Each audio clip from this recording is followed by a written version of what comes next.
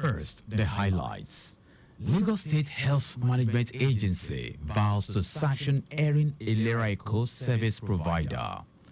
College of Education Academic Staff Union 6 early release of white paper on implementation of NCE bed. On the foreign scene, United Nations condemns arrest of lawyers, journalists in Tunisia. And in sport, Chelsea claims fifth Women's Super League title. Now the details. I am John Omoaka.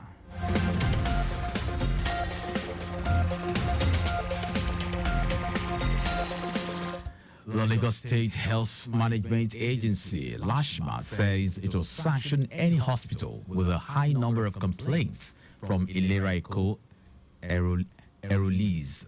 The permanent secretary, LASHMA, Emanuela Zamba, said this as the agency commenced the second quarter compliance visits to the healthcare facilities under the Lagos State Health Scheme, LSHS.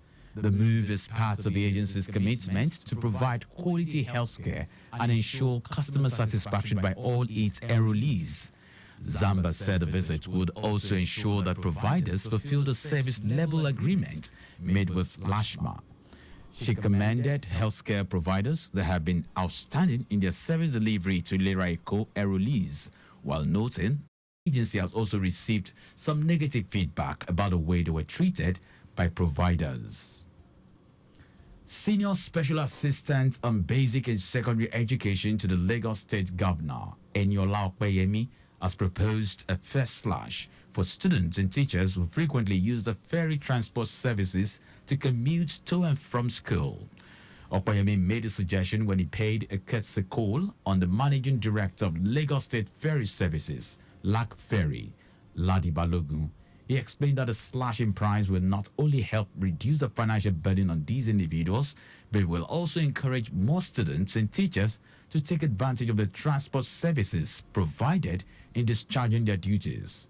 Responding, the LAC Ferry boss, Ladi Balogun, considered the proposal as salient to the drive of the Things Plus agenda, which he said shall be given due consideration. The federal government says about $2.5 billion will be saved yearly from every 1 million vehicles converted into compressed natural gas-powered CNG.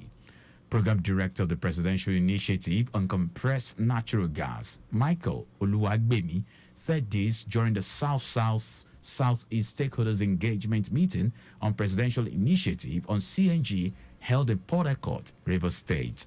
Oluwagbemi explained that the initiative has the capacity to reduce the current inflation bedeviling the nation's economy. He said the push for CNG by the federal government is germane for the economic development of the nation and to end the era of pollution and environmental degradation. Oyo State Governor Seyi Makinde has opened the reconstructed half of Olodo Bridge for vehicular movement to enhance the seamless movement of people and vehicles on the route. Makinde, who was represented by the Commissioner for Public Works, Infrastructure and Transport, Dahoud Shangodoyi, inaugurated the completed right side of the bridge, which serves as a link to Osun State. The governor said his administration considered it a necessity to concentrate energy on projects with the potential for the expansion of the economy of the state and engineering a modern Oyo State. Earlier, the contractor handling the project, Adeleke Olariwaju, thanked the residents of the Olodo area for their patience and cooperation while urging residents and road users to always obey the traffic management guidelines put in place to avoid traffic congestion on the bridge.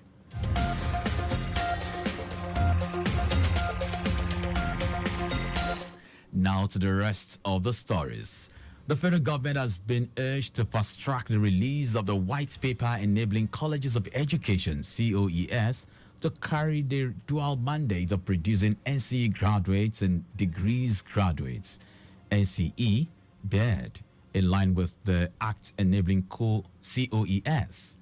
The Colleges of Education Academic Staff Union, COEASU, made a call saying it is on track in the implementation of the bill signed into law on June 12, 2023 by the government.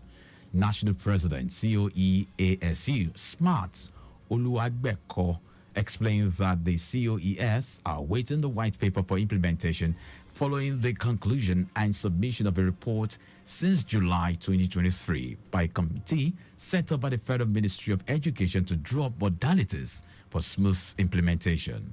He spoke during the 2024 National Conference centered around digital pedagogy and the implementation and the implications for Nigeria in Abuja.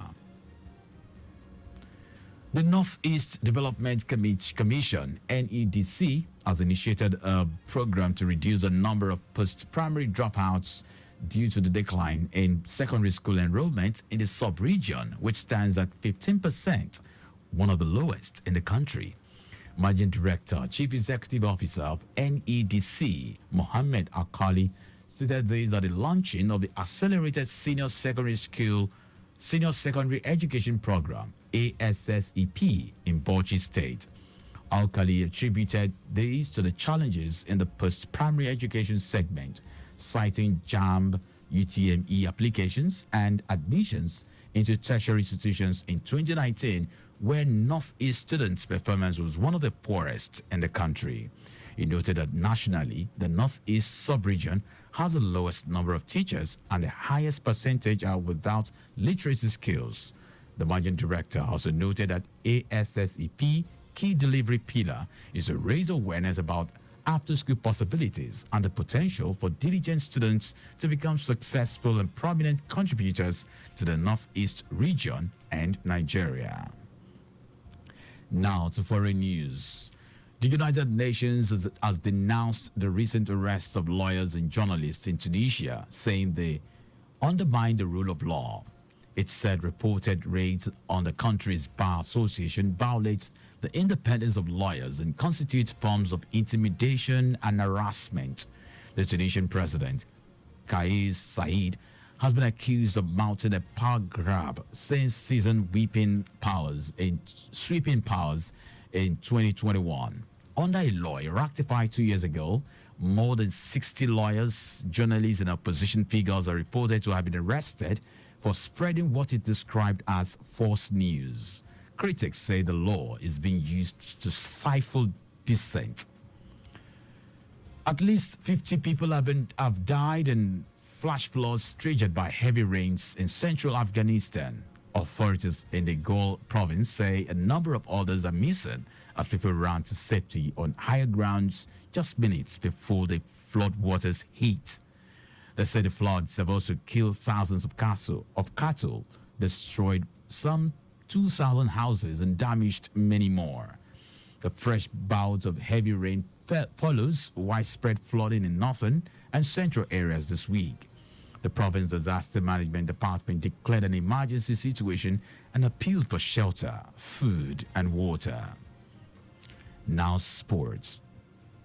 Chelsea has been crowned Women's Super League champion for a fifth consecutive season as boss Emma Ayers bowed out in style with a title clinching 6-0 rout of Manchester United. Ayers' side went into the last day of the season ahead of second place Manchester City on goal difference in a thrilling finish to the title race. Chelsea raced into a 4-goal lead by half-time at Old Trafford, and with City unable to match that spree in their 2-1 win at Aston Villa.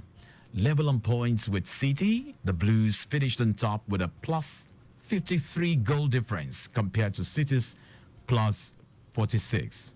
It is a fitting final for Ayers, who is saying farewell to the club she has brought so much success during her 12 years in charge. And that's our news. But just before we go, spill thrills but kills. Please do not drive beyond specified speed limits. You can follow us and like all our various social media platforms. X, Traffic Radio 961. Instagram, Lagos Traffic Radio 961. Subscribe and watch our news and programs live on YouTube at Traffic Radio 961. You can also visit our website at trafficradio961.ng. Did you know that the Sanwo-Olu administration supplied 86,000 dual furniture sets to 775 public schools? You can get more details on the Lagos State Government website. To end the news, here are the highlights of the major stories.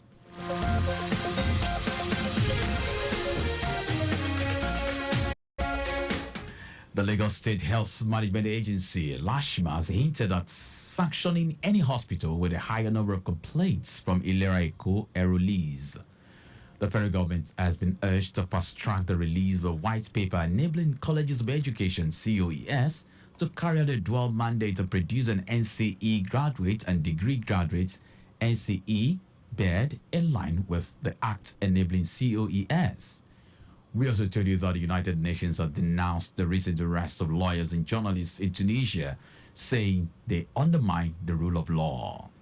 And in sport, Chelsea has been crowned Women's Super League champion for a fifth consecutive season as boss Emma Ayers bowed out in style with a title-clinching 6-0 rout of Manchester United. For contact with the newsroom, send a message to info@trafficradio961.ng. That ends a news broadcast compiled by Adewale Olowo-Kworoku. I am John Omoaka. Thank you very much for listening.